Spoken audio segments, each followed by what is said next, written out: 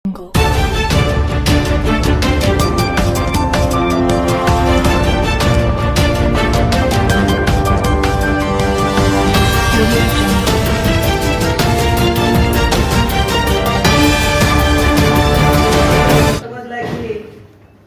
12 ಗಂಟೆ ಹೇಳಿದ್ದೆ, ಒಂದು 15 ನಿಮಿಷ. ನಾನು 12 ಗಂಟೆಗೆ ಬಂದಿದ್ದೀನಿ. 15 ನಿಮಿಷ ಸ್ವಲ್ಪ ಅವರು ಇವರು ಬರೋದ್ರಲ್ಲಿ ಸ್ವಲ್ಪ ಕ್ಷಮೆ ಇರಲಿ. ತಾವೆಲ್ಲರೂ ಎಲ್ಲ ಚಾನೆಲ್ ಅವರು ಬಂದಿದ್ದೀರೋ, ಎಲ್ಲ ಇಲ್ಲಿ ಕಾಣ್ತಾ ಇದೆ. ಮಾಧ್ಯಮ ಮತ್ತು ಪತ್ರಿಕೆ ಮತ್ತು ಡಿಜಿಟಲ್ ಮಾಧ್ಯಮದವರು ಎಲ್ಲರೂ ಬಂದಿದ್ದೀರಾ. ಎಲ್ಲರಿಗೂ ಧನ್ಯವಾದಗಳು. ಮೊತ್ತ ಮೊದಲಾಗಿ ನನ್ನ ಜೊತೆ ಇಲ್ಲಿ ಜಿಲ್ಲೆಯಿಂದ ಬಹಳಷ್ಟು ಅಧಿಕಾರಿಗಳು ಕೂಡ ಬಂದಿದ್ದಾರೆ. ಪ್ರಕಾಶ್ ವಡ್ಡೂರ್ ಅವರು ಇದ್ದಾರೆ, BS ಸಾಗರ್ ಅವರಿದ್ದಾರೆ, ವಿಜಯ್ ಮಕ್ಕಳಿಗೆ ಅವರು, ನಮ್ಮ ಆಯುಕ್ತರು ಇದ್ದಾರೆ, ಗಂಗಾಧರ್ ದೇಸಾಯಿ ಅವರು ಬಂದಿದ್ದಾರೆ. ಸ್ವಲ್ಪ ಜಾಗ ಇಲ್ಲ ಅಂತ ಸ್ವಲ್ಪ ಜನ ಹೊರಗಡೆ ನಿಂತ್ಕೊಂಡಿದ್ದಾರೆ. ನಮ್ಮ ಕಾರ್ಪೊರೇಟರು ಆರ್ತಿ ಶಾಪೂರ್ ಅವರು ಇದ್ದಾರೆ, ಸಹೋದರಿ ಆರ್ತಿ ಶಾಪೂರ್ ಅವರು ಇದ್ದಾರೆ, ವಿನಯ್ ಪಾಟೀಲ್ ಅವರು, ಸುಪ್ರಿಯಾ ಅವರು ಇದ್ದಾರೆ, ಆಮೇಲೆ ಪ್ರಶಾಂತ್ ಅವರು ಬಂದಿದ್ದಾರೆ, ತಹಸೀಲ್ದಾರರು, ಯರ್ನಾಳ್ ಅವರು ಇದ್ದಾರೆ, ಹಾಗೂ ದೊಡ್ಡಮನಿ ಅವರು ಇದ್ದಾರೆ. ಇಲ್ಲಿ ಮಾಧ್ಯಮದ ಎಲ್ಲ ನನ್ನ ಬಂಧುಗಳಿಗೆ ನಮಸ್ಕಾರಗಳು. ಕರ್ನಾಟಕ ಸರ್ಕಾರವು ಕಳೆದ 2 ವರ್ಷದ ಹಿಂದೆ ನನಗೆ ಕರ್ನಾಟಕ ಕೌಶಲ್ಯ ಅಭಿವೃದ್ಧಿ ನಿಗಮದ ಅಧ್ಯಕ್ಷರಾಗಿ ಮಾನ್ಯ ಮುಖ್ಯಮಂತ್ರಿಗಳಾದ ಶ್ರೀ ಸಿದ್ದರಾಮಯ್ಯ ಸರ್ ಅವರು, ಮಾನ್ಯ ಉಪಮುಖ್ಯಮಂತ್ರಿಗಳಾದ ಶ್ರೀ DK ಶಿವಕುಮಾರ್ ಸರ್ ಅವರು, ನಮ್ಮ ಜಿಲ್ಲಾ ಮಂತ್ರಿಯಾದ ಶ್ರೀ MB ಪಾಟೀಲ್ ಅವರು, ಹಾಗೂ ನಮ್ಮ ಇಲಾಖೆ ಸಚಿವರಾದ ಶ್ರೀ ಶ್ಯಾಮ್ ಪ್ರಕಾಶ್ ಪಾಟೀಲ್ ಅವರು, ನಮ್ಮ ಜಿಲ್ಲೆಯ ಇನ್ನೋರ್ವ ಮಂತ್ರಿಯವರಾದ ಶ್ರೀ ಶಿವಾನಂದ್ ಪಾಟೀಲ್ ಅವರು, ಹಾಗೂ ಜಿಲ್ಲೆಯ ಎಲ್ಲ ಶಾಸಕರು ಮತ್ತು ಜನಪ್ರತಿನಿಧಿಗಳ ಸಹಯೋಗದಿಂದ ನಾನು ಕರ್ನಾಟಕ ಕೌಶಲ್ಯ ಅಭಿವೃದ್ಧಿ ನಿಗಮದ ಅಧ್ಯಕ್ಷರಾಗಿ ಕಾರ್ಯನಿರ್ವಹಿಸ್ತಾ ಇದ್ದೀನಿ. ಕೌಶಲ್ಯ ಬಹಳಷ್ಟು ಜನ ಕೌಶಲ್ಯ ಅಭಿವೃದ್ಧಿ ನಿಗಮದ ಕಾರ್ಯ ಬಗ್ಗೆ ಮತ್ತು ಕಾರ್ಯವೈಖರಿ ಬಗ್ಗೆ ಬಹಳ ಕಡಿಮೆ ಮಾಹಿತಿ ಇತ್ತು. ನಾನು ಮೊದಲು ಅಧ್ಯಕ್ಷರಾದ ಮೇಲೆ ಒಂದು ಪ್ರೆಸ್ ಮೀಟ್ ಮಾಡಿದ್ದೆ, ಅವಾಗ ಹೇಳಿದ್ದೆ ಅಷ್ಟು ಮಾಹಿತಿಗಳು ಮೋಸ್ಟ್ಲಿ ಸಿಕ್ಕಿರ್ಲಿಕ್ಕಿಲ್ಲ. ಬಹಳಷ್ಟು ಜನ ನಿಮ್ಮ ಮಾಧ್ಯಮ ಬಂಧುಗಳು ಎಲ್ಲರೂ ನನ್ನನ್ನು ಭೇಟಿಯಾಗಿ ಮೇಡಮ್ ನಿಮ್ಮ ನಿಗಮದ ಬಗ್ಗೆ ಹೇಳಿ ಅಂತಂದ್ರೆ, ನಾನು ಒಂದು ಕಾರ್ಯಕ್ರಮ ಮಾಡ್ತೇನೆ ಸರ್, ಒಂದು ದೊಡ್ಡ ಕಾರ್ಯಕ್ರಮ ಮಾಡ್ತಾ ಇದ್ದೀನಿ. ಆ ಕಾರ್ಯಕ್ರಮ ಟೈಮಲ್ಲಿ ಎಲ್ಲ ನಮ್ಮ ನಿಗಮದಲ್ಲಿ ಏನೇನು ನಡೀತಾ ಇದೆ ಅಂತ ಹೇಳ್ತೇನೆ ಕೂಡ ಹೇಳಿದ್ದೆ. ಈ ವರ್ಷಕ್ಕೆ ನಾವು ಬಹಳಷ್ಟು ಯೋಜನೆಗಳು ಯುವಜನತೆಗಾಗಿ, ಕೌಶಲ್ಯ ಅಂದ್ರೆ ಯುವಜನತೆಗಾಗಿ ಹೆಚ್ಚಿಗೆ ಉಪಯೋಗ ಆಗುತ್ತೆ. ನನ್ನ ಪ್ರಕಾರ ಜೀವನಕ್ಕೆ ನೀರು ಮತ್ತು ಗಾಳಿ ಎಷ್ಟು ಮುಖ್ಯವೋ ನಮ್ಮ ಜೀವನ ನಡೆಸಲು ಕೌಶಲ್ಯ ಬಹಳ ಮುಖ್ಯ. ವಿದ್ಯಾಭ್ಯಾಸದೊಂದಿಗೆ ಕೌಶಲ್ಯ ಕೂಡ ಅಷ್ಟೇ ಮಹತ್ವ ಅಂತ ಹೇಳಿ ನಾನು ಭಾವಿಸ್ತೇನೆ. ಅದು ಇತ್ತೀಚಿನ ಯುವಜನತೆಗೆ ಅದು ಬಹಳ ಮುಖ್ಯ ಆಗಿರುತ್ತದೆ. ಕೌಶಲ್ಯ ಅಭಿವೃದ್ಧಿ ನಿಗಮದಲ್ಲಿ ಬಹಳಷ್ಟು ಕಾರ್ಯಕ್ರಮಗಳು ನಾವು ಹಮ್ಮಿಕೊಂಡಿದ್ದೀವಿ. ಅದರಲ್ಲಿ ಒಂದು ಕಾರ್ಯಕ್ರಮ ಯುವಕರಿಗಾಗಿ ಉದ್ಯೋಗ ಮೇಳ. ಈ ಉದ್ಯೋಗ ಮೇಳದ ಕುರಿತು ಹೇಳೋಕ್ಕಿಂತ ಮುಂಚೆ ನಾನು ಕೌಶಲ್ಯ ಅಭಿವೃದ್ಧಿ ನಿಗಮದ ಕುರಿತು ತಮ್ಮೆಲ್ಲರ ಅನುಮತಿ ಮೇರೆಗೆ ನಾನು ಹೇಳಕ್ಕೆ ಬಯಸ್ತೇನೆ. ಯಾಕಂದ್ರೆ ಬರೀ ಉದ್ಯೋಗ ಮೇಳಕ್ಕೆ ಅಷ್ಟೇ ಸೀಮಿತವಾಗದೆ ಯಾವ ರೀತಿಯಾದ ಕೌಶಲ್ಯ ತರಬೇತಿಗಳು ನಡೀತಾ ಇರ್ತವೆ, ಯಾವ್ಯಾವ ಹಂತದಲ್ಲಿ ತರಬೇತಿಗಳು ಕೊಡ್ತೇವೆ ಅಂತ ಹೇಳಿ ಅದು ಮಾಹಿತಿ ಕೂಡ ನಮ್ಮ ಜನಸಾಮಾನ್ಯರಿಗೂ ಬೇಕು ಮತ್ತು ಎಲ್ಲರಿಗೂ ಬೇಕಾಗುತ್ತೆ. ನಾವೆಲ್ಲರೂ, ತಮ್ಗೆಲ್ಲರಿಗೂ ಗೊತ್ತಿದೆ, ನಾನು ಹೇಳ್ದಂಗೆ ಕೌಶಲ್ಯ ಬಹಳ ಮಹತ್ವದ್ದು ಅಂತ ಹೇಳಿ ಹೋದ ವರ್ಷದಿಂದ ನಮ್ಮ ಮಾನ್ಯ ಮುಖ್ಯಮಂತ್ರಿಗಳು ಮಕ್ಕಳಿಂದನೇ ಕೌಶಲ್ಯ ಶುರು ಆಗ್ಬೇಕು ಅಂತ ಹೇಳಿ, ಯಾಕಂದ್ರೆ ಎಷ್ಟೊಂದು ಮಕ್ಕಳಿಗೆ ನೀನು ಮುಂದೆ ಏನಾಗ್ತಿ ಅಂದಾಗ ಅವರಿಗೆ ಗೊತ್ತಿರಲ್ಲ. ಯಾರೋ ಅಕ್ಕಪಕ್ಕದಲ್ಲಿ ಮನೆಯವರು ಅದನ್ನ ನೋಡಿ ಹೌದು ನಾನು ಡಾಕ್ಟರ್ ಆಗ್ತೇನೆ, ಇಂಜಿನಿಯರ್ ಆಗ್ತೇನೆ, PSI ಆಗ್ತೇನೆ ಅಂತ ಅಷ್ಟೇ ಯಾರನ್ನ ನೋಡಿರ್ತಾರೆ ಅಷ್ಟೇ ಹೇಳ್ತಾರೆ. ಆದ್ರೆ ಏನ್ ಆಗ್ಬೇಕು ಅಂತ ತಾವೇ ಓದಿ ತಿಳ್ಕೊಂಡ್ರೆ ಅದು ಬಹಳ ಮುಖ್ಯ ಅಂತ 8ನೇ ತರಗತಿಯಿಂದ ನನ್ನ ವೃತ್ತಿ ನನ್ನ ಆಯ್ಕೆ, ಮೈ ಕರಿಯರ್ ಮೈ ಚಾಯ್ಸ್ ಅಂತ ಹೇಳಿ ಒಂದು ಕಾರ್ಯಕ್ರಮವನ್ನ ನಾವು ರೂಪಿಸ್ತೀವಿ. ಅದು ಒಂದು ಹೋದ ವರ್ಷ ಪೈಲಟ್ ಪ್ರಾಜೆಕ್ಟ್ ಅಂತ ಹೇಳಿ ನಮ್ಮ ಜಿಲ್ಲೆಯಲ್ಲೇ ಸುಮಾರು ಸ್ಕೂಲ್ಗಳಲ್ಲಿ ಕೂಡ ಆಸ್ ಅ ಪೈಲಟ್ ಪ್ರಾಜೆಕ್ಟ್ ಅಂತ ಸ್ಟಾರ್ಟ್ ಆಯಿತು. ಆದರೆ 2025ರ ಏನು ಬಜೆಟ್ ಅಲ್ಲಿ ನಮ್ಮ ಮಾನ್ಯ ಮುಖ್ಯಮಂತ್ರಿಯವರು ಇಲ್ಲ ಇದು ರಾಜ್ಯದಂತ ಎಲ್ಲ ಶಾಲೆಗಳಿಗೂ ಹೋಗ್ಬೇಕು ಅಂತ ಹೇಳಿ ಈ ವರ್ಷ ನಾವು ಎಲ್ಲ ಶಾಲೆಗಳಲ್ಲೂ ಈ ಪುಸ್ತಕ ಒಂದು ತರ್ತಾ ಇದೀವಿ. ಅದರಲ್ಲಿ ಮಾಧ್ಯಮಕ್ಕೆ ಆಗ್ಬೇಕಾದ್ರೆ ಏನು ಓದ್ಬೇಕು, ಒಂದು ಅಗ್ರಿಕಲ್ಚರ್ ಸೆಕ್ಟರ್ಗೆ ಹೋಗ್ಬೇಕಾದ್ರೆ ಏನು ಓದ್ಬೋದು, ಒಂದು ವಾಹನೋದ್ಯಮಕ್ಕೆ ಹೋಗ್ಬೇಕಾದ್ರೆ ಒಂದು ಮೆಕ್ಯಾನಿಕಲ್ ಹಿಡಿದು ಸ್ಪೇಸ್ ಸೈಂಟಿಸ್ಟ್ ಆಗ್ಬೇಕಾದ್ರೆ ಯಾವ ಹಂತದಲ್ಲಿ ಓದಿದ್ರೆ ಯಾವ ರೀತಿಯಾಗಿ ಜಾಬ್ ಸಿಗ್ಬೋದು ಅಂತ ಒಂದು awareness, health sector, finance sector, ಎಲ್ಲಾ ಸೆಕ್ಟರ್ ಬಗ್ಗೆ ಒಂದು ಮಾಹಿತಿ ಕೊಡುವ ಒಂದು ಪ್ರಯತ್ನ ನಾವು ಮಾಡಿದ್ದೀವಿ. ಅದಾದ ನಂತರ ಕಾಲೇಜ್ ಹಂತದಲ್ಲಿ ಇವತ್ತಿನ ದಿನ ನಾವು ಕಾಲೇಜ್ ಹಂತದಲ್ಲಿ ಅವರಿಗೂ ಕೂಡ ಒಂದು ತರಬೇತಿ ಕೊಡಬೇಕಾಗತ್ತೆ. ಕಲಿಕೆಯೊಂದಿಗೆ ಕೌಶಲ್ಯ ನಾವು ಕಾಲೇಜಲ್ಲಿ ಓದ್ತಾನೆ ಕೌಶಲ್ಯವನ್ನ ಕಲಿಬೇಕು. Any skill, it can be ಮಾತನಾಡೋ ಸ್ಕಿಲ್ ಹಿಡಿದು ಟೆಕ್ನಿಕಲ್ ಸ್ಕಿಲ್ ಇರ್ಬೋದು, ಕಲ್ಚರಲ್ ಸ್ಕಿಲ್ ಇರ್ಬೋದು, ಎಲ್ಲ ಸ್ಕಿಲ್ಗಳನ್ನ ಒಳಗೊಂಡು ನಾವು ಅದರಲ್ಲಿ GST ಅಕೌಂಟಿಂಗ್ ಆಗ್ಬೋದು, ಅವರು ಏನು ಕಾಮರ್ಸ್ ಮಾಡ್ತಾ ಇದ್ದಾರಾ ಅಥವಾ ಆರ್ಟ್ಸ್ ಮಾಡ್ತಾ ಇದ್ದಾರಾ ಅಥವಾ ಸೈನ್ಸ್ ಮಾಡ್ತಾ ಇದ್ದಾರಾ, ಅದರ ಬೇಸ್ಡ್ ಆಗಿ ನಾವು ಒಂದು 50 ಗಂಟೆಗಳ ಒಂದು ಪ್ರಾಯೋಗಿಕವಾಗಿ ಒಂದು ಸೆಮಿಸ್ಟರ್ ಅಲ್ಲಿ ಒಂದು ಕಲಿಕೆಯೊಂದಿಗೆ ಕೌಶಲ್ಯ ಅಂತ ಮಾಡಿ ಸುಮಾರು 66,000 ಮಕ್ಕಳಿಗೆ 7 ಯೂನಿವರ್ಸಿಟಿಯಲ್ಲಿ ಕಲಿಸ್ಕೊಟ್ಟಿದ್ದೀವಿ. ಅದರಲ್ಲಿ ನಮ್ಮ ಅಕ್ಕಮಹಾದೇವಿ ಯೂನಿವರ್ಸಿಟಿ ಕೂಡ ಒಂದು.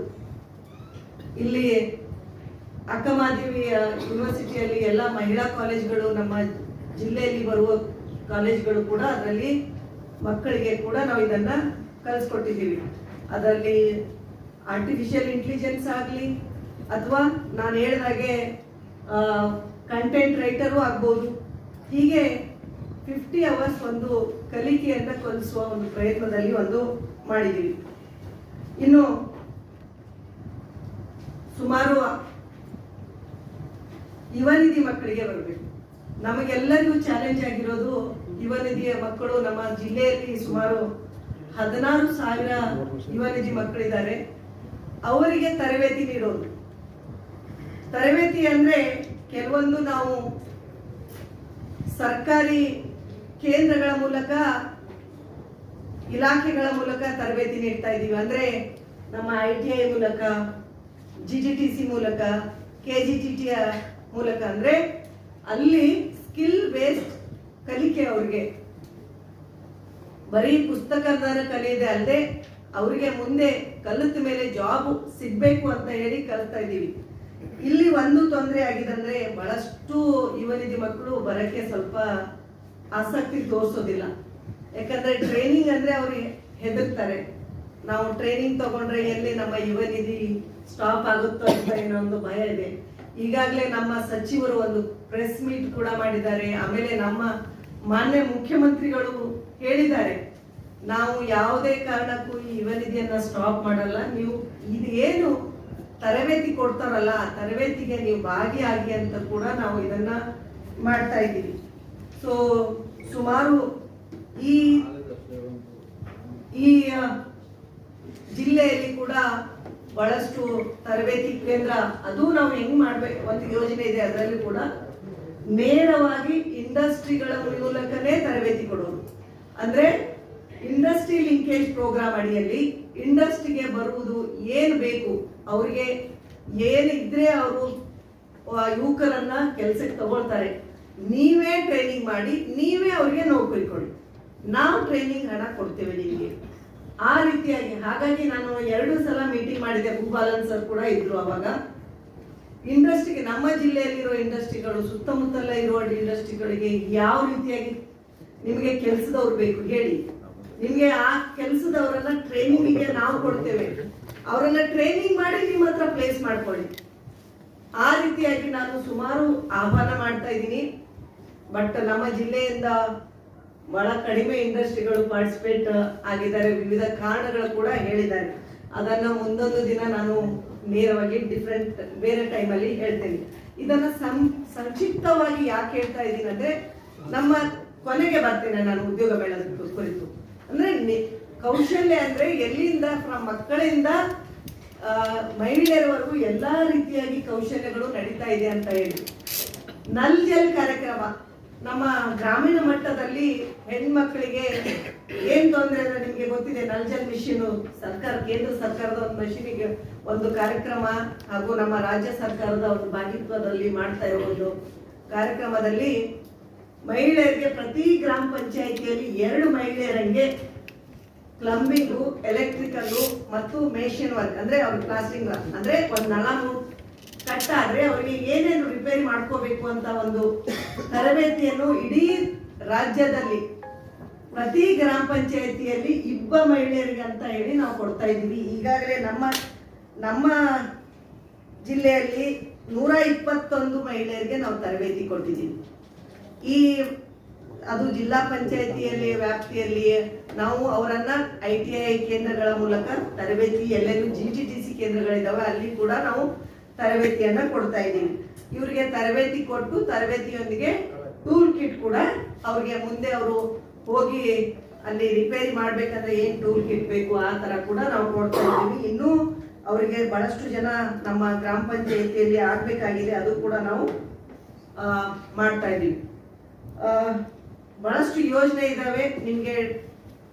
PMKVY ಯಲ್ಲೂ ಪ್ರಧಾನ ಮಂತ್ರಿ ಕೌಶಲ್ ವಿಕಾಸ್ ಯೋಜನೆಯಲ್ಲಿ ರಾಣಿ ಚೆನ್ನಮ್ಮ ಯೂನಿವರ್ಸಿಟಿಯಲ್ಲಿ ಮಕ್ಕಳಿಗೆ ನಾವು 2 ವೆಬ್ ಡೆವಲಪರ್ ಮತ್ತು ಡಾಟಾ ಅನಾಲಿಸಿಸ್ ಅಸೋಸಿಯೇಷನ್ ಅಂತ ಹೇಳಿ ಈ ವರ್ಷ ನಾವು ತರಬೇತಿ ಕೊಡೋದು ಮಕ್ಕಳಿಗೆ. ಕಾಲೇಜ್ ಹಂತದಲ್ಲಿ ಮಕ್ಕಳಿಗೆ ಕೂಡ ಒಂದು 7 ಕಾಲೇಜಲ್ಲಿ ನಾವು ಟಾರ್ಗೆಟ್ ಮಾಡಿದೀವಿ. ಒಂದೊಂದು ಕಾಲೇಜ್ಗೆ ಒಂದು 400 ಜನ, ಅಂದ್ರೆ ಒಂದು ಸುಮಾರು 1900 ಮಕ್ಕಳಿಗೆ ನಾವು ರಾಣಿ ಚೆನ್ನಮ್ಮ ಯೂನಿವರ್ಸಿಟಿಯಲ್ಲಿ ಮಕ್ಕಳಿಗೆ ಈ ತರಬೇತಿಯನ್ನ ಕೊಡೋಕೆ ನಾವು ಕೂಡ ಈಗ ಅದನ್ನ ಪ್ರೊಸೆಸ್ ಕೂಡ ಮಾಡ್ತಾ ಇದ್ದೀವಿ. ಇದು ಒಂದು ಹಂತ.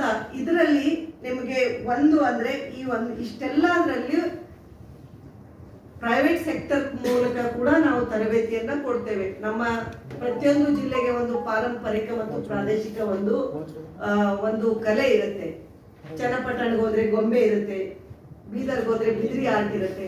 ನಮ್ಮ ಹತ್ರ ಬೇರೆ ಬೇರೆ ಆರ್ಟ್ ಇದಾವೆ. ನಮ್ಮ ಹತ್ರ ಬಂಜಾರ ಕಸೂತಿ ಇದೆ, ಬೇರೆ ಬೇರೆ ಆರ್ಟ್ ಇದಾವೆ. ನಮ್ಮ ಹತ್ರನೂ ಟೆರಕೋಟ್ ಆರ್ಟ್ ಕೂಡ ಮಾಡ್ತಾರೆ.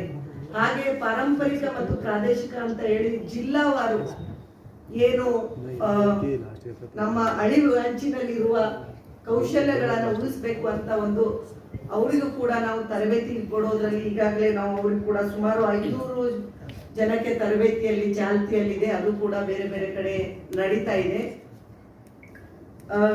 ಇಷ್ಟು ನಾವು ತರಬೇತಿಯನ್ನ ಕೊಡ್ತಾ ಇದ್ದೀವಿ. ಇನ್ನು ಈ ಉದ್ಯೋಗ ಮೇಳ ಇನ್ನು 2 ಕಾರ್ಯಕ್ರಮ ಇದಾವೆ.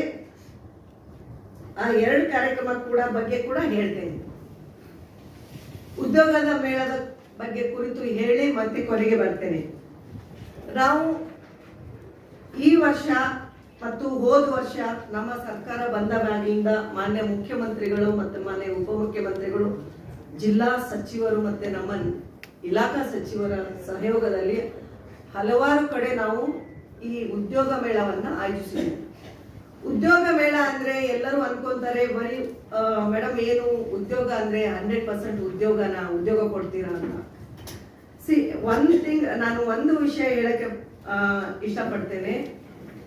ಉದ್ಯೋಗ ಮೇಳದಲ್ಲಿ ಯಾವುದೇ ಒಂದು ಉದ್ಯೋಗ ಮೇಳದಲ್ಲಿ 20% ಉದ್ಯೋಗ ಸಿಕ್ಕರೂ ಅದು ಬಹಳ ದೊಡ್ಡದು. ಯಾಕಂದ್ರೆ ಅದು ಯಾರು ಸಿಕ್ಕಿಲ್ಲ ಅಂದ್ರೆ ಅವ್ರಿಗೆ ಏನೋ ಸ್ಕಿಲ್ ಗ್ಯಾಪ್ ಇರುತ್ತೆ, ಅವ್ರಿಗೆ ಆ ಕೌಶಲ್ಯತೆ ಇರಲ್ಲ. ಆ ಕೌಶಲ್ಯತೆ ಇಲ್ಲ ಅಂದ್ರೆ ನಾವು ಏನ್ ಮಾಡ್ಬೇಕು, ಅದು ನಮಗೆ ನೆಕ್ಸ್ಟ್ ಲೆಸನ್.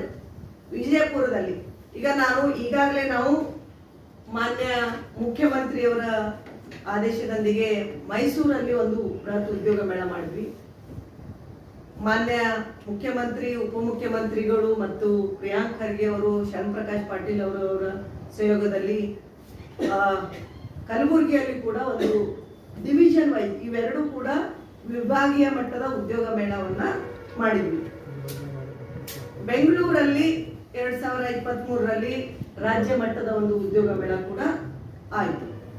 ಅದಾದ ನಂತರ ನನ್ನ ಜಿಲ್ಲೆಗೆ ಏನೋ ಒಂದು ಉದ್ಯೋಗ ಮೇಳ ಮಾಡಬೇಕು ಅಂತ ಹೇಳಿ, ವಿಭಾಗೀಯ ಮಟ್ಟದ ಅಂದ್ರೆ ಇದು ಬಹಳ ಜಿಲ್ಲೆಯಲ್ಲಿ ಮಾಡೋದು ಸ್ವಲ್ಪ ಕಷ್ಟ ಆಗುತ್ತೆ, ಬೆಳಗಾವಿ ಅಥವಾ ಹುಬ್ಳಿಯಲ್ಲಿ ಮಾಡಿ ಅಂದಾಗ, ಇಲ್ಲ ನಾನು ಮೊದಲು ನನ್ನ ಜಿಲ್ಲೆಯಲ್ಲಿ ಒಂದು ಉದ್ಯೋಗ ಮೇಳ ಮಾಡಕ್ಕೆ ಇಷ್ಟಪಡ್ತೇನೆ ಅಂದಾಗ ಅದಕ್ಕೆ ನಾನು ನಮ್ಮ ಸಚಿವರ ಸಮ್ಮತಿ ಮತ್ತು ಜಿಲ್ಲಾ ಮಂತ್ರಿಯವರ ಸಮ್ಮತಿ ತಗೊಂಡು ಈ ಒಂದು ಉದ್ಯೋಗ ಮೇಳವನ್ನ ಆಯೋಜಿಸಿದ್ದೀವಿ.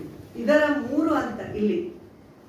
ಒಂದು, ನಮ್ಮ ಯುವಕರಿಗೆ ಉದ್ಯೋಗ ಮೇಳದಲ್ಲಿ ಭಾಗವಹಿಸಿ ಅವರಲ್ಲಿ ಎಲ್ಲಾ ಸೆಕ್ಟರ್, ಸುಮಾರು 150 ಕಂಪನಿಗಳು ಇಲ್ಲಿ ಬರ್ತಾ ಇದ್ದಾವೆ. ಎಲ್ಲಾ ಸೆಕ್ಟರ್ ಇದಾವೆ. ತಮಗೆ ಈ ಡೀಟೇಲ್ ಅನ್ನ ಪ್ರತಿಯೊಬ್ಬರಿಗೂ ಕೊಡ್ತಾರೆ. 150 ಕಂಪನಿಗಳು, ಅದು ಫೈನಾನ್ಸ್ ಸೆಕ್ಟರ್ ಆಗಲಿ, ಅಗ್ರಿಕಲ್ಚರ್ ಸೆಕ್ಟರ್ ಆಗಲಿ, ಅಥವಾ ಇಟ್ ಈಸ್ ABB ಆಗಲಿ, ಅಥವಾ ಮಹೀಂದ್ರಾ, ಆಮೇಲೆ ಕೆಲವೊಂದು ಮ್ಯಾನ್ ಪವರ್ ಕಂಪನಿ ಕೂಡ ಬರ್ತವೆ. ಅವರಿಗೆ ಇರ್ತಾರೆ 1000 ಕಂಪನಿಗಳು ಲಿಂಕ್ ಇರ್ತವೆ.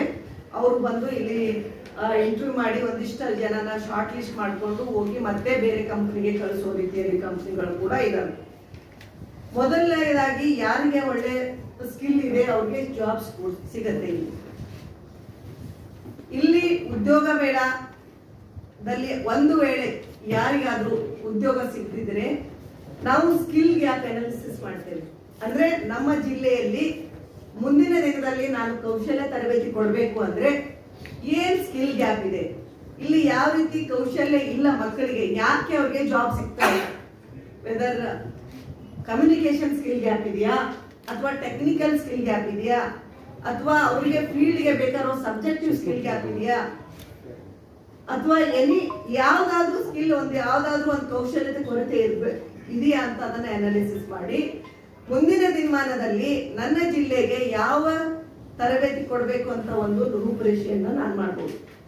ಆ ಒಂದು ನಿಟ್ಟಿನಲ್ಲಿ ಈ ಒಂದು ಉದ್ಯೋಗ ಮೇಳ ಒಂದೇ. ಎರಡನೇದು, ಸುಮಾರು ನಾನು ನಲ್ ಜಲ್ ಮಿತ್ರ ಒಂದು ಕಾರ್ಯಕ್ರಮ ಮಾಡಿ ಮಹಿಳೆಯರು ತರಬೇತಿ ತಗೊಂಡಿದ್ದಾರೆ. ಅವ್ರಿಗೆ ಟೂಲ್ ಕಿಟ್ ಕೊಟ್ಟಿಲ್ಲ.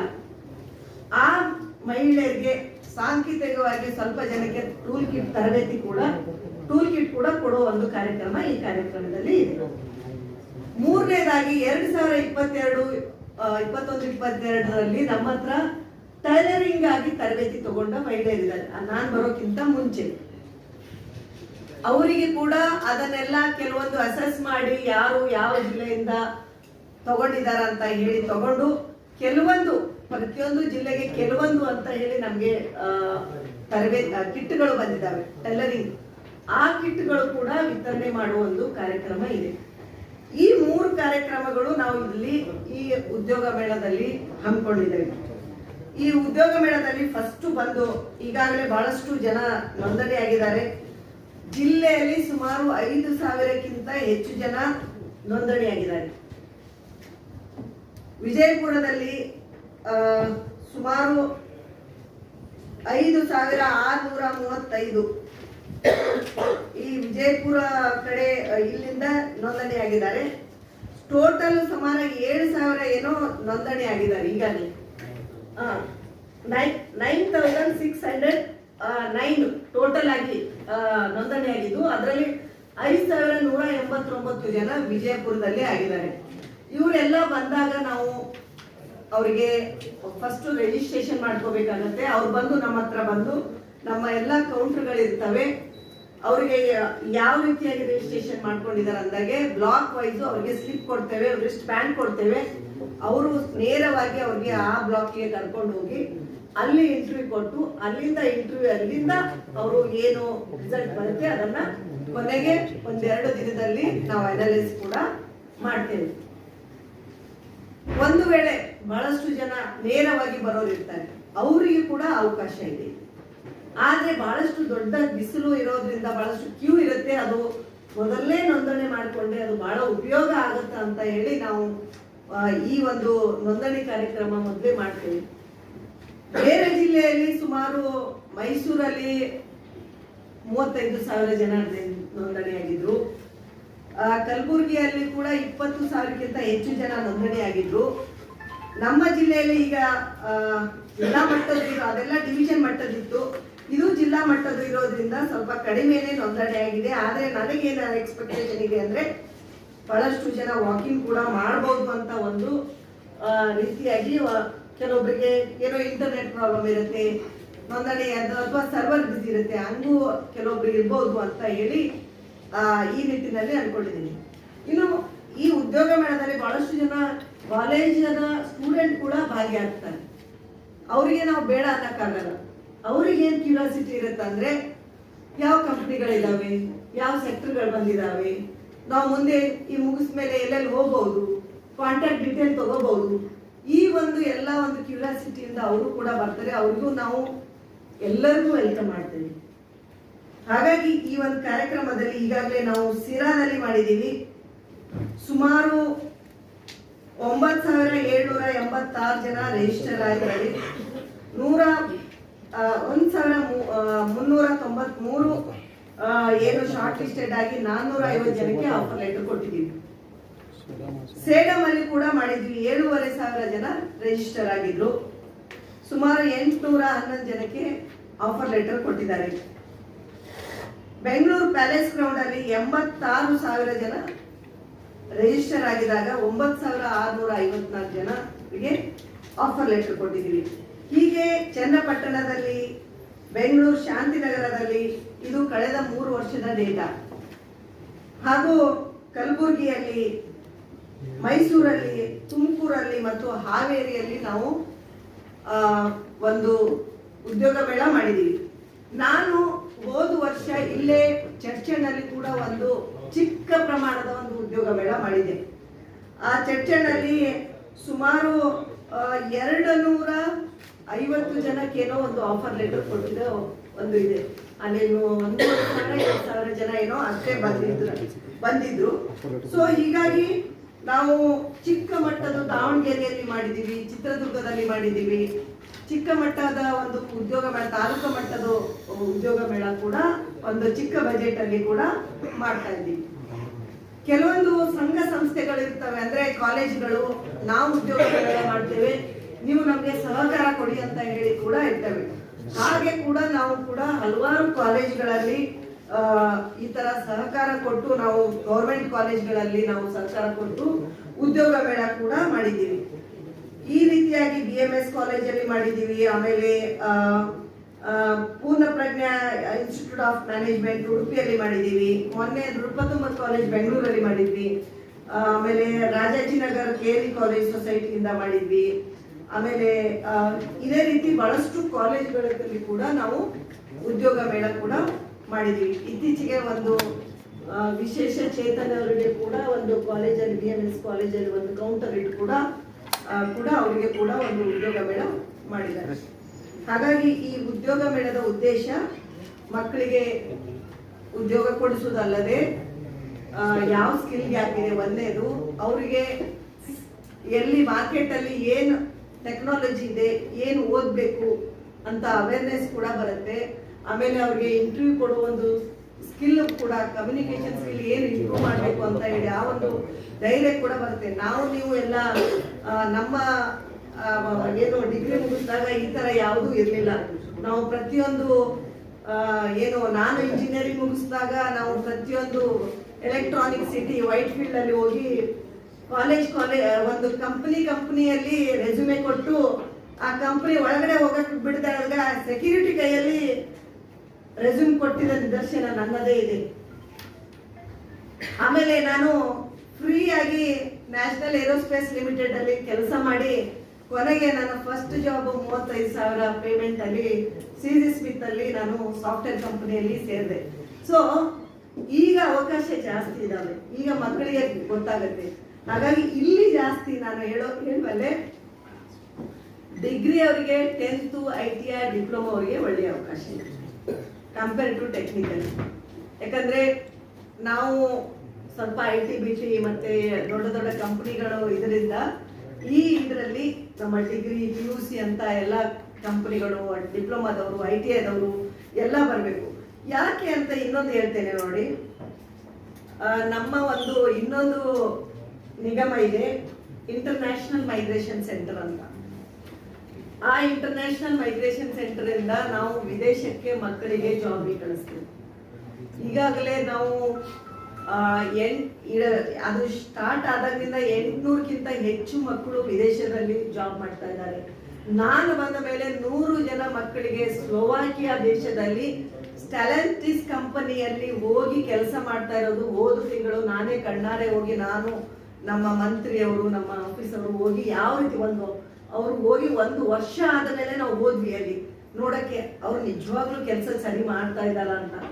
ಅವರಿಗೆ ಒಳ್ಳೆ ಕೈ ತುಂಬಾ ಸಂಬಳ ಬಂದು ಕೆಲಸ ಮಾಡ್ತಾ ಇದ್ದಾರೆ. ಈ ರೀತಿಯಾಗಿ ವಿದೇಶಕ್ಕೆ ಈ ITI ಡಿಪ್ಲೊಮಾ ಅವರಿಗೆ ಬಹಳಷ್ಟು UAEಗೆ ಕಳಿಸ್ತಾ ಇದೀವಿ, ದುಬೈಗೆ ಎಷ್ಟೊಂದು ಜನ ಹೋಗಿದ್ದಾರೆ. ನರ್ಸಸ್ಗೆ ರಿಕ್ವೈರ್ಮೆಂಟ್ ಇದೆ, ಬೇರೆ ಬೇರೆ ದೇಶದಲ್ಲಿ ರಿಕ್ವೈರ್ಮೆಂಟ್ ಇದೆ. ಇದರಿಂದ ಈ ಡೇಟಾದಿಂದ ನಮ್ಗೆ ಹೆಂಗ್ ಗೊತ್ತಾಗುತ್ತೆ ಅಂದ್ರೆ, ಕೆಲವೊಬ್ರು ಆ ಒಂದು ಸೆಂಟರ್ ಕೂಡ ಅಲ್ಲಿರುತ್ತೆ, ಇಂಟರ್ನ್ಯಾಷನಲ್ ಮೈಗ್ರೇಷನ್ಸ್ ಒಂದು ಸೆಂಟರ್ ಕೂಡ, ಅಲ್ಲೊಂದು ಸ್ಟಾಲ್ ಕೂಡ ಇರುತ್ತೆ. ಅಲ್ಲಿ ಅವರು ಕೂಡ ನೋಂದಣಿ ಮಾಡ್ಕೋಬಹುದು, ನಾವು ಬೇರೆ ದೇಶಕ್ಕೆ ಹೋಗಕ್ಕೆ ಬಯಸ್ತಾ ಇದೀವಿ ಅಂತ ಹೇಳಿ. ಸೊ ಇನ್ನೊಂದಂದ್ರೆ, ನಾನು ಈಗಾಗಲೇ ಹೇಳಿದ್ದೀನಿ, ಏಪ್ರಿಲ್ ಅಲ್ಲಿ ಒಂದು ಅಂತಾರಾಷ್ಟ್ರೀಯ ಉದ್ಯೋಗ ಮೇಳ ಕೂಡ ಮಾಡ್ತಾ ಇದ್ದೀವಿ ಏಪ್ರಿಲ್ ತಿಂಗಳಲ್ಲಿ, ಅದು ಬೆಂಗಳೂರಲ್ಲಿ. ಈ ಮಕ್ಕಳಿಗೆ ಅದು ಒಂದು ಅವೇರ್ನೆಸ್ ಸಿಗುತ್ತೆ. ಅಲ್ಲಿ ಬಂದು ರಿಜಿಸ್ಟ್ರೇಷನ್ ಆಗಕ್ಕೆ ಕೂಡ ಅವರಿಗೆ ಇದು ಇನ್ನೂ ಅನೌನ್ಸ್ ಆಗಿಲ್ಲ. ನಮ್ಮ ಈಗ ಜಸ್ಟ್ ಇನ್ನೊಂದು 10 ದಿನದಲ್ಲಿ ನಾವು ಅದನ್ನ ರಿಲೀಸ್ ಕೂಡ ಮಾಡ್ತೇವೆ, ಯಾವಾಗ ಎಕ್ಸಾಕ್ಟ್ ಡೇಟ್ ಕೊಟ್ಟು. ಸೊ ಏಪ್ರಿಲ್ ತಿಂಗಳಲ್ಲಿ ಮಾಡಬೇಕು ಅಂತ ಹೇಳಿ ನಮ್ಮ ಮಾನ್ಯ ಮುಖ್ಯಮಂತ್ರಿಯವರ ಡೇಟ್ ಕೂಡ ಹೇಳ್ತಾ ಇದ್ದೀವಿ. ಸೊ ಹಾಗಾಗಿ ಈ ಎಲ್ಲ ಒಂದು ಬೇರೆ ಬೇರೆ ಒಂದು ಏನು ಉಪಯೋಗಕ್ಕಾಗಿ ಈ ಉದ್ಯೋಗ ಮೇಳ ಬರೀ ಬಂದು ಇಲ್ಲಿ ಉದ್ಯೋಗ ಸಿಕ್ತೋ ಇಲ್ಲೋ ಅಂತ ಅನ್ನೋದಲ್ಲ, ಈ ಎಲ್ಲ ಬೇರೆ ಬೇರೆ ಉಪಯೋಗಗಳು ಕೂಡ ಇದರಲ್ಲಿ ಇರ್ತವೆ. ಹಾಗಾಗಿ ಈ ಉದ್ಯೋಗ ಮೇಳಲ್ಲಿ ತಾವೆಲ್ಲ ಕಳೆದ ಬಹಳಷ್ಟು ಜನ ಹೇಳ್ತಾ ಇದ್ದಾರೆ, ನಿಮ್ದೇನ್ ಮೇಡಮ್ ಈ ಸಲ ಪೇಪರ್ ಅವರು ಎಲ್ಲಾ ಕಡೆ ಸಪೋರ್ಟ್ ಕೊಡ್ತಾ ಇದ್ದಾರೆ, ಡೇ 1 ಇಂದ ಎಲ್ಲಾ ಪೇಪರ್ ಅಲ್ಲೂ ಬರ್ತಾ ಇದೆ ಅಂತ ಹೇಳಿ ಬಹಳಷ್ಟು ಜನ ಹೇಳಿದ್ದಾರೆ. ಅದಕ್ಕೆಲ್ಲ ತಮ್ಮೆಲ್ಲರಿಗೂ ನನ್ನ ಹೃತ್ಪೂರ್ವಕವಾಗಿ ನಾನು ಧನ್ಯವಾದಗಳು ಹೇಳ್ತೀನಿ. ಅದರೊಂದಿಗೆ ನಮ್ಮ ಜಿಲ್ಲಾಡಳಿತ, ಮಾನ್ಯ DC ಅವರು, CEO ಅವರು, ಆಮೇಲೆ ಜಿಲ್ಲಾ ಅಧಿಕಾರಿಗಳು, ನಮ್ಮ ಕೌಶಲ್ಯ ಡಿಸ್ಟ್ರಿಕ್ಟ್ ಕ್ವಾರ್ಟರ್ಸ್ ಅಲ್ಲಿರುವ ಎಲ್ಲ ಅಧಿಕಾರಿಗಳು, ಆಮೇಲೆ ನಮ್ಮ ಕೇಂದ್ರ ಅಧಿಕಾರಿಗಳು ಎಲ್ಲರೂ ಬಹಳಷ್ಟು ಸಹಕಾರ ಕೊಟ್ಟಿದ್ದಾರೆ. ಜಿಲ್ಲಾ ಅಧಿಕಾರಿಗಳಂತೂ ಮೊನ್ನೆ ಎಲ್ಲರನ್ನ, ಕಾಲೇಜ್ ಪ್ರಿನ್ಸಿಪಲ್ರನ್ನ, ಎಲ್ಲ ಇನ್ಸ್ಟಿಟ್ಯೂಟ್ ಅವರನ್ನ ಕರೆದುಬಿಟ್ಟು ಒಂದು ನಿದರ್ಶನ ಕೊಟ್ಟು ಅವರಿಗೆ ನೀವೆಲ್ಲರೂ ಪಾರ್ಟಿಸಿಪೇಟ್ ಆಗಬೇಕು ಅಂತ ಹೇಳಿ ಅವರಿಗೆ ಕೂಡ ಹೇಳಿದ್ದಾರೆ. ಹಾಗಾಗಿ ಅವರಿಗೂ ಕೂಡ ನಾನು ತಮ್ಮೆಲ್ಲರ ಮೂಲಕ ಒಂದು ಧನ್ಯವಾದಗಳನ್ನು ಕೂಡ ಅರ್ಪಿಸ್ತೇನೆ. ಯಾಕಂದ್ರೆ ಈ ಕಾರ್ಯಕ್ರಮ ಸಕ್ಸಸ್ ಆಗಬೇಕು. ಫೆಬ್ರವರಿ 2ನೇ ತಾರೀಕಿಗೆ ಈ ಕಾರ್ಯಕ್ರಮ ನಮ್ಮ ಮಾನ್ಯ ಸಚಿವರು ಶ್ರೀ MB ಪಾಟೀಲ್ ಸರ್ ಅವರು ಬರ್ತಾರೆ. ಅವರ ಅಧ್ಯಕ್ಷತೆಯಲ್ಲಿ, ಅವರ ಸಹಕಾರದಿಂದ ಇನ್ವಿಟೇಷನ್ ಕಾರ್ಡ್ ಕೊಡಿಯಮ್ಮ. ಆಮೇಲೆ ನಮ್ಮ ಜಿಲ್ಲಾ ಮಂತ್ರಿಯವರಾದ, ನಮ್ಮ ಇಲಾಖಾ ಮಂತ್ರಿಯವರಾದ ಶ್ರೀ ಶರಣ್ ಪ್ರಕಾಶ್ ಪಾಟೀಲ್ ಸರ್ ಅವರು ಕೂಡ ಬರ್ತಾರೆ.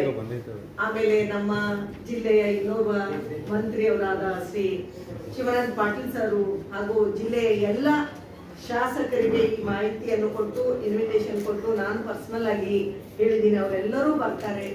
ಹಾಗಾಗಿ ತಾವೆಲ್ಲರೂ ಈ ಕಾರ್ಯಕ್ರಮಕ್ಕೆ ತಾವು ಕೂಡ ಸಪೋರ್ಟ್ ಮಾಡ್ತಾ ಇದ್ದೀರಾ, ಇನ್ನೂ ಮಾಡಬೇಕು.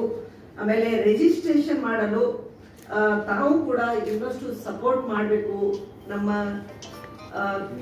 ಉದ್ಯೋಗ ಮೇಳ .ksdckarnataka.com ಅಲ್ಲಿ ಕರೆಕ್ಟಲ್ಲಪ್ಪ, ಇದರಲ್ಲಿ ತಾವು ಉದ್ಯೋಗ ಮೇಳದಲ್ಲಿ ರಿಜಿಸ್ಟ್ರೇಷನ್ ಮಾಡಬೇಕು ಅಂತ ಹೇಳಿ ಈ ಮೂಲಕ ಎಲ್ಲ ಯುವಕ ಯುವತಿಯರಿಗೆ ನಾನು ಕೇಳ್ಕೊಳ್ತೇನೆ. ಇಷ್ಟೊಂದಿಗೆ ನನ್ನ ಈ ಒಂದು ಉದ್ಯೋಗ ಮೇಳ ಬಗ್ಗೆ ಮಾಹಿತಿ ಏನಾದರೂ ಇನ್ನೂ ಹೆಚ್ಚಿಗೆ ಬೇಕು, ಇಲಾಖೆ ಬಗ್ಗೆ ಹೆಚ್ಚಿಗೆ ಮಾಹಿತಿ ಬೇಕು ಅಂದ್ರೆ ನಾವು ಕೇಳ್ಕೊಳ್ತೇವೆ. ಧನ್ಯವಾದಗಳು. ಸರ್ಕಾರಿ ಕ್ಷೇತ್ರಗಳಲ್ಲಿ ಸಾಕಷ್ಟು ಈಗ ಖಾಸಗಿ ಅಂತ ವಾಗ್ತಾ ಇದ್ದೀವಿ, ಅದು ನನ್ನ ವ್ಯಾಪ್ತಿಯಲ್ಲಿ ಬರಲ್ಲ. ಅದು ನನ್ನ ಕೌಶಲ್ಯ ಅಭಿವೃದ್ಧಿ ವ್ಯಾಪ್ತಿಯಲ್ಲಿ ಆಮೇಲೆ ನನ್ನ ವ್ಯಾಪ್ತಿಯಲ್ಲಿರೋದು ಅದು ನಾನು ಹೇಳಬಲ್ಲೆ. ಅದು ಎಷ್ಟು ಖಾಲಿ ಇದೆ ಏನು ಖಾಲಿ ಇದೆ ನಿಮ್ಗೆ ಗೊತ್ತಿದೆ, ನನಗೆ ಗೊತ್ತಿಲ್ಲ. ನನ್ನ ಇಲಾಖೆಯಲ್ಲಿ ಏನಿದೆ ಅದನ್ನ ಮಾತ್ರ ನಾನು ಹೇಳ್ಬೋದು. ಈಗ ವಿಜಯಪುರದಂತ ಬರಪೀಡಿತ ಜಿಲ್ಲೆಯಲ್ಲಿ ಉದ್ಯೋಗಗಳನ್ನು ಕೊಡ್ತೀವಿ ಅಂತ ಹೇಳಿ ಏನು ಉದ್ಯೋಗಗಳನ್ನು ನಡೆಸ್ತಾರೆ. ಸಾಕಷ್ಟು ಬೆಂಗಳೂರು ಮೈಸೂರು ಭಾಗದ ಕಂಪನಿಗಳು ಬರ್ತವೆ, ದೂರ ಆಗ್ತದಂತ ಇದನ್ನ ಯುವಕರು ಹೋಗೋಕೆ ಹಿಂದೆ ಆಗ್ತದೆ. ಸರ್, ನಾನು ಅದೇ ತೀರ ಅನ್ಕೊಂಡಿದ್ದೆ ಅಂದ್ರೆ ನಾನು ಇಲ್ಲೇ ಉಳಿತಿದ್ದೆ. ಈಗ ಇಂಜಿನಿಯರಿಂಗ್ ಮಾಡೋರಿಗೆ ನಾವು ವಿಜಯಪುರದಲ್ಲಿ ತರಕ್ಕಾಗಲ್ಲ ಕಂಪ್ನಿಗಳು. ನಮ್ಮ ಹುಡುಗರು ಕೂಡ ಅಲ್ಲಿ ಹೋಗಿ ಕೆಲಸ ಮಾಡುವಷ್ಟು ಶಕ್ತಿ ಬರಬೇಕು ಸರ್. ಅದು ಐ ಅಗ್ರಿ ದಟ್ ಕೆಲವೊಂದು ಕಡಿಮೆಗಳು ಕಂಪ್ನಿ, ನಾನೇ ಹೇಳ್ತೇನೆ ಯಾವ ಕಂಪ್ನಿಗಳು ಅವ್ರಿಗೆ ಜೀವನ ನಡ್ಸಕ್ ಆಗಲ್ಲ ಅವ್ರಿಗೆ ಬರ್ಬೇಡಿದೆ ಅಂತ ಹೇಳ್ತೇನೆ ನಾನು. ಅಂತವ್ರು ನೀವು ನಮ್ಮ ಉದ್ಯೋಗ ಮೇಳದಲ್ಲಿ ಬರ್ಬೇಡಿ. ಆದ್ರೆ ಅವ್ರಿಗೆ ಊಟ ತಿಂಡಿ ಕೊಟ್ಬಿಟ್ಟು ಅವ್ರಿಗೆ ಅಲ್ಲಿ ಜೀವನ ನಡೆಸೋ ಆಗುವಷ್ಟು ಸಂಬಳ ಅವ್ರದ್ದು ಒಂದು ಕಂಪನಿಗಳ ನಾರ್ಮ್ ಇರುತ್ತೆ. IT ಆದವರಿಗೆ ಎಷ್ಟು ಕೊಡ್ಬೇಕು, ನಾವು ಹೇಳ್ದಂಗೆ ಯಾರು ಕೊಡಲ್ಲ. ಅವ್ರಿಗೆ ಇಂಡಸ್ಟ್ರಿ ನಾರ್ಮ್ ಇರುತ್ತೆ, ಡಿಗ್ರಿದವ್ರಿಗೆ ಎಷ್ಟು ಕೊಡ್ಬೇಕು, ಯಾವ ಜಾಬ್ದವ್ರಿಗೆ ಎಷ್ಟು ಕೊಡ್ಬೇಕು ಅಂತ. ನಾನು ದಿನ ಸರ್ ನಾನು ಒಂದು ಹೇಳ್ತೇನೆ, ನನ್ನ ಹತ್ರ ಬಹಳ ಆಫೀಸಲ್ಲಿ ಬಹಳಷ್ಟು ಜನ ಉದ್ಯೋಗ ಕೇಳಿ ಬರ್ತಾರೆ. ಅದರಲ್ಲಿ ಹೆಚ್ಚಿಗೆ ಜನ ಇಂಜಿನಿಯರ್ಸ್ ಬರ್ತಾರೆ. ಅವ್ರಿಗೆ ಕೆಲವೊಂದ್ಸಲ ನಮ್ಗೆ ಕಳಿಸಿದ್ರು ಅವ್ರು ತೊಗೊಳಕ್ ಇಷ್ಟ ಇರಲ್ಲ. ಯಾಕಂದ್ರೆ ಈಗ ಇತ್ತೀಚೆಗೆ ಕಂಪನಿಗಳು ಕೆಲವೊಬ್ರು ಬರೀ 30,000 25,000 ಕೆಲಸ ಮಾಡಕ್ಕೂ ರೆಡಿ ಇರ್ತಾರೆ ಇಂಜಿನಿಯರ್. ಸೊ ಅವ್ರಿಗೆ ತಗೊಂಡ್ಬಿಡ್ತಾರೆ. ಹಾಗಾಗಿ ಅದು ಒಂದು ಕಷ್ಟ. ಈಗ ನೀವು ಹೇಳಿದ ಪ್ರಶ್ನೆಗೆ ಆನ್ಸರ್ ಮಾಡ್ತೇನೆ. ನನ್ನ ಜಿಲ್ಲೆಯಲ್ಲಿ ಇರೋ ಉದ್ಯೋಗ ಅವಕಾಶ ಕೊಡ್ಬೇಕು ಅಂದಾಗ ನಾನು ಒಂದು ಇಂಡಸ್ಟ್ರಿಯಲ್ ಲಿಂಕೇಜ್ ಪ್ರೋಗ್ರಾಮ್ ಅಲ್ಲಿ ನಾನು ಇಲ್ಲೆಲ್ಲರೂ ಆಹ್ವಾನ ಮಾಡಿದಾಗ ಇಂಡಸ್ಟ್ರಿಯಲಿಸ್ಟ್ ನನಗೆ ಏನ್ ಹೇಳಿದ್ರು ಅಂದ್ರೆ, ಮೇಡಮ್ ನಮ್ಮ ಜಿಲ್ಲೆಯಲ್ಲಿರೋ ಮಕ್ಕಳು ಬಂದ್ರು ಕೂಡ ಅವರು 2 ವರ್ಷ 5 ವರ್ಷ 10 ವರ್ಷ ಕೂಡ ಯಾರು ಇಲ್ಲಿ ಸ್ಟಿಕ್ ಇರಲ್ಲ. ಒಂದ್ 4 ತಿಂಗಳು 5 ತಿಂಗಳು ಇರ್ತಾರೆ ಮತ್ತೆ ಬಿಟ್ಟು ಹೋಗ್ತಾರೆ ಅಂತ. ಅವರು ಇಂಡಸ್ಟ್ರಿ ಅವರು ಸೇಫ್ ಆಗಿ ಅವರು ಅದನ್ನೇ ಪ್ಲೇ ಮಾಡ್ತಾರೆ. ಹಾಗಾಗಿ ಇದು ಎಲ್ಲಾ ಜಿಲ್ಲೆಯಲ್ಲೂ ಇದೇ ಪ್ರಶ್ನೆ ಇದೆ ಸರ್. ಮಹಾತ್ಮ ಗಾಂಧಿಯವರ ಮೂರು ಉದ್ಯೋಗದ ಪರಿಗಣನೆಗಳಿಗೆ ಸಾಕಾರ ಆಗುವಂತಹ ಬಡಿಗೆತನ, ಕಮ್ಮಾರಿಕೆ, ಕುಂಬಾರಿಕೆ ಇವುಗಳ ಬಗ್ಗೆ ಏನಾದರೂ ಇದು ಉದ್ಯೋಗ ಮೇಳ ಲಿಂಕ್ ಕೊಡ್ತಾ ಇದೆಯಾ ಸರ್? ಅದಕ್ಕೆ ನೀವು ಹೇಳಿದ್ರಲ್ಲ, ಕಮ್ಮಾರಿಕೆ, ಕುಂಬಾರಿಕೆ, ನಾವು ಏನು ಬಡಿಗೆ ಕೆಲಸ, ಕಸೂತಿ ಕೆಲಸ ಅಥವಾ ಬಿದಿರಿ ಆರ್ಟು, ಇವೆಲ್ಲದಕ್ಕೂ ನನ್ನ ಹತ್ರನೇ ಒಂದು ಸ್ಕೀಮ್ ಇದೆ. ನಾವೇ ಜಿಲ್ಲಾವಾರು ಒಂದು ಪ್ರತಿಯೊಂದು ಜಿಲ್ಲೆಗೆ ಒಂದು ಟೆಂಡರ್ ಕೇಳಿದ್ದೇವೆ. ಫಸ್ಟ್ ಜಿಲ್ಲಾ ಅಧಿಕಾರಿಗಳಿಗೆ ಕೇಳ್ತೇವೆ, ನಿಮ್ಮ ಜಿಲ್ಲೆಯಲ್ಲಿ ಯಾವ ಕೌಶಲ್ಯತೆಗೆ ಪ್ರಾಮುಖ್ಯತೆ ಕೊಡ್ತೀರಾ? ಕೆಲವೊಬ್ರು ಒಂದೊಂದು ಜಿಲ್ಲೆಯಲ್ಲಿ ಇದು ನಮ್ಮ ಜಿಲ್ಲೆಗೆ ಇದು ಹೆಚ್ಚಿಗೆ ಇದೆ ಅಂದಾಗ ನಾವು ಅದನ್ನು ಒತ್ತು ಕೊಡ್ತೀವಿ. ಮೈಸೂರಲ್ಲಿ ಇಲ್ಲೇ ಆರ್ಟ್ ಇದೆ, ಸೊ ಅವರಿಗೆ ನಾವು ಒತ್ತು ಕೊಡ್ತೇವೆ. ನಮ್ಮ ನಿಗಮದಲ್ಲಿ ಎಷ್ಟು ಹಂತದಲ್ಲಿ ನಾವು ಮಾಡ್ಬೋದು ಅಷ್ಟು ನಾವು ಪ್ರೋತ್ಸಾಹ ಮಾಡ್ತಾ ಇದ್ದೀವಿ sir. Thank you sir. Madam, ಗೊಳೆ ಹೋಗ್ಬೇಕಾದ್ರೆ ಅಪಘಾತದಲ್ಲಿ ಒಂದು 10 ದಿನ ಸತ್ತೋಗ್ತಾರೆ. ಅವಾಗ ಕುಮಾರಸ್ವಾಮಿ ಅವರು ಒಂದು ಸ್ಕಿಲ್ ಡೆವಲಪ್ಮೆಂಟ್ ಸಲುವಾಗಿ ಪೈಲಟ್ ಪ್ರಾಜೆಕ್ಟ್ ಮಾಡಿದ್ರು. ಅದು ಪ್ರೋಗ್ರೆಸ್ ಎಲ್ಲಿ ಬಂತು, ಏನಿತ್ತು ಸ್ಕಿಲ್ ಡೆವಲಪ್ಮೆಂಟ್ ಸಲುವಾಗಿ ತಾಂಡಾ ಜನರಿಗೆ ಯಾವ ಪ್ರಾಜೆಕ್ಟ್ ಮಾಡಿದ್ರು ಅಂತ ಗೊತ್ತಾದ್ರೆ ನನ್ನ ಅದರಲ್ಲಿ ಅವ್ರು ಮಾಡಿದ ಕೌಶಲ್ಯ ತರಬೇತಿಯಲ್ಲಿ ನಾನು ಹೇಳ್ತಾ ಇದ್ದೀನಿ ಸರ್. ನಾನು ತಾಂಡಾ ಜನಕ್ಕೆ ಅಂತ ಹೇಳಿ ನಾನು ಬರೋದಕ್ಕೆ ಮಧುವಾನ ತಾಂಡದಲ್ಲಿ ಮಾಡಿದ್ರು. ಅದು